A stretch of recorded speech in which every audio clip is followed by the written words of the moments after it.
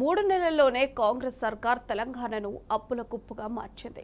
బకాయిలన్నీ పెండింగ్లోనే ఉంచిన రేవంత్ సర్కార్ పాలనపై పట్టు సాధించలేకపోతుంది.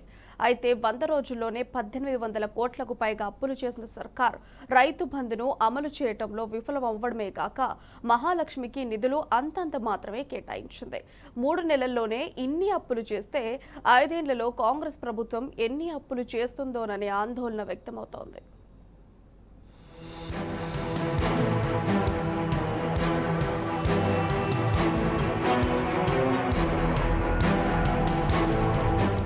రాష్ట్రం అప్పుల కుప్పగా మారిందంటూనే రేవంత్ రెడ్డి ప్రభుత్వం ఇబ్బడి ముబ్బడిగా రుణాలు తెస్తున్నది. అలా గత 3 నెలల్లోనే ఏకంగా 18,100 కోట్లు అప్పు తెచ్చింది.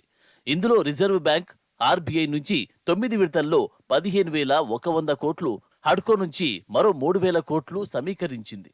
ఆర్బీఐ నుంచి ప్రతి విడతలో 1,000 కోట్లకు తగ్గకుండా నెలకు సగటున 6,000 కోట్లకు పైగా రుణాలు తీసుకొచ్చినట్టు గణాంకాలు స్పష్టం చేస్తున్నాయి.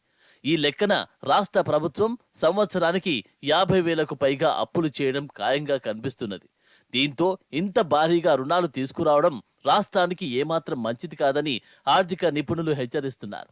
ఈ అప్పులను ఎలా తీరుస్తారని ప్రశ్నిస్తున్నారు.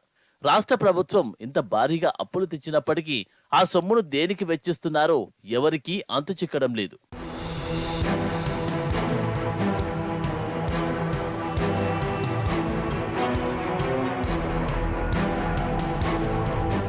రైతు బంధు పథకాన్ని పూర్తి స్థాయిలో అమలు చేయని రేవంత్ సర్కార్ ఎంతో ఆర్భాటంగా చెప్పుకుంటున్న మహాలక్ష్మి పథకానికి నిధులు విదల్చడం లేదు.